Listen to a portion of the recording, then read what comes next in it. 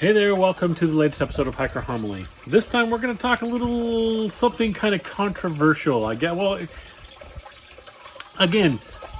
to me it seems sometimes when I talk about controversial topics, it just seems so common sense to me, and I hope it does for most of you. There are some people that get all riled up about the silliest things. But to me it just seems common sense, but for some, according to what's been going on online, it seems very controversial to the online hiking crowd. I always put that in quotes because I know that there are people out there who go to the hiking sites and talk a really good game but don't hike much. Maybe once or twice a year for a day hike, and they don't backpack and it's like, oh, okay, I mean, you get out there a little, that's great, but don't, anyway. So maybe that's a whole different controversial topic we'll cover later, right? All right, but for this one, we're going to talk about, and we've talked a little bit about people acting entitled when they're dealing with trail angels. But I have learned recently, because things change out there all the time, and I haven't done a long distance hike or a through hike for a while. It's been many years. So, the last time I did one, there really weren't that many trail angels out here on the West Coast anyway. And most of them were just, good down-to-earth folks, and I'm sure most of them still are now. But apparently we're having some issues with trail angels now that are not really trail angeling. They're running a business, which is different than being a trail angel. That when they show up to pick you up, they advertise on the different groups, hey, I'm a trail angel. If you need a ride from such and such pass, I'll come pick you up and bring you down to town and blah, blah, blah, blah. But then when they come to pick you up, they hit you with, hey, it's going to cost this much money. And it's not a request for a donation. This is how much I'm charging to drive you to town. And so then you have the choice of, you're either going to have to say no and find a different trail angel who's actually a trail angel, or hitchhiking to town, or ponying up the money because he's there. That doesn't sit right with me. Should trail angels have a mandatory fee for doing what they do? No, because then you're not a trail angel by the basic definition of what a trail angel has always traditionally been and done. Okay, a trail angel by definition is typically a volunteer who, for whatever reason, they're an ex-hiker who want to give back for good things that happened to them while they were hiking. They're just enamored with the whole hiking thing but can't do it themselves but want to be a part of it somehow. There's all kinds of good reasons to be a trail angel.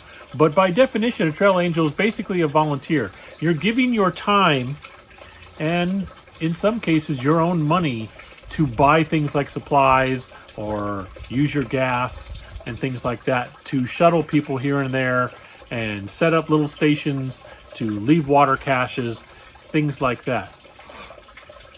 So if you're going to start charging a mandatory fee for that, you're no longer trail angeling. You're running a recreation business or an unlicensed food business or something like that is what you're doing at that point. Do I think it's okay for trail angels to put a little cup or bucket out saying donations welcome? Absolutely I do. Yes, definitely. Especially if you end up in that little cup or bucket getting more money than you put into whatever you're serving. Maybe you spent $40 on a bunch of water in a cooler, water cache type of thing. And then you leave a little thing for donations and you come back and there's $60 in it. Cool. You've recouped the money you spent and you've got $20 extra. You should put all of that money, but at least the $20 extra, into a little kitty for the next time you want a trail angel or something like that. You know what I mean? You shouldn't be trying to make a profit off of trail angeling, is basically what I'm saying. You shouldn't. If you're telling people online, I will come to this pass and pick you up, and you say nothing about money whatsoever, and then get there and you're charging a fee, a mandatory fee. Now, if a hiker says, "Hey, this is really cool of you, man. Thanks. Can I give you a couple of bucks to help with gas?" Nothing wrong with accepting that. A lot of trail angels that I've known don't. They don't accept that. They're like, no, no, no, I'm doing this kind of thing anyway. And they really are doing it out of their own goodness. But if they did accept a couple of dollars to help them with gas, that's not a problem because it was offered. This person is volunteering and it is taking them time and money and effort to do what they're doing. I don't see a problem with that kind of thing. Accepting donations for what they do, that's cool. But yeah, you're crossing a line when the donation becomes a mandatory fee for doing what you're doing. You're no longer trail angeling then. And like I said, I already did a whole thing on entitled hikers mistreating or being rude to trail angels. So it does go both ways. It really does. You got these folks doing this out of the goodness, most of them, out of the goodness of their heart. And you've got hikers that are either rude or, hey, that's not the kind of soda I like, man. Can't you get a better kind of soda? You know, when they're offering this stuff most of the time for free. Or you jump in their car and they just drove 15 miles, 20 miles to get to this, on this little windy road to get to this pass, pick you up, and they're going to drive back another 30 to get you all the way into town where you need to get to the resupplies and the hotels and blah, blah, blah, blah, and things like that. And the whole ride, the hiker is doing this with the phone. Or just zonks out. Doesn't even have a conversation with the person and things like that. That's kind of rude. It is. So it goes both ways. Hikers can be that way. But yeah, from what I've been hearing, I haven't seen it yet, but from what I've been hearing, that there are some folks out there who I think kind of looked at this whole situation. Hey, there's people out there called trail angels, and they leave water caches and they pick people up. That's the big one, especially, is the giving the rides. Or they set up, sometimes you'll come to a trailhead and there's a person set up there with a whole freaking potluck going on. You can get hot dogs or a hamburger that he's grilled up, or spaghetti, or you got pancakes going. Depends on what time of day and where you're at. But I've seen all those kinds of stations set up, either myself when I've been out there hiking, or I have seen them, like on the videos when I'm watching some of the bigger YouTube hikers. There's some amazing folks out there doing amazing things for the hikers and stuff like that. And some of them I have seen will put a little cup at the end of the table. You can walk down this table, get a nice cold something to drink, whatever food they're serving, things like that. And then if you want to leave a couple of bucks, you can, and things like that. And me personally, the few times that I've been at a station like that, I'll leave a couple of bucks. Heck yes. It just makes sense. They're doing some amazing stuff for you. I don't mind them trying to recoup a little bit of the cost that it takes. Now, if you set that table up and put the cup at the front of the table with the sign saying lunch, $5, you're no longer a trail angel. Are you going to get some people who are going to pay $5 depending on what you're serving? If you're serving like a full plate, like a hot dog, potato salad, a whole bunch of stuff, yeah, you're probably going to get some hikers who are going to do it. They'll slap $5 down and eat. But are you trail angeling at that point? No, you're not. No, you're running an unlicensed a catering business is what you're doing. So don't call yourself a trail angel because you're not. And from what I hear, the big problem is the ones who give rides. There's a lot of trail angels out there that will give rides. Goodness of their heart, they are not charging any money. Some of them will take donations, some of them will not. But apparently there is a few people who looked around and decided, wow, there's this whole thing going on here, and I can make a little extra money off of this. These folks are stuck up in the mountains, and they need to get to this place, so I'll just show up there. I'll put it out online that I'm going to be there, and when they show up, I'm going to hit them with, it's going to cost this much. And if they don't pay me, I don't give them a ride. Okay, you're not trail angeling. Number one, you're being an a-hole for not being upfront about it. I'm not going to bag on somebody who wants to start a business doing that.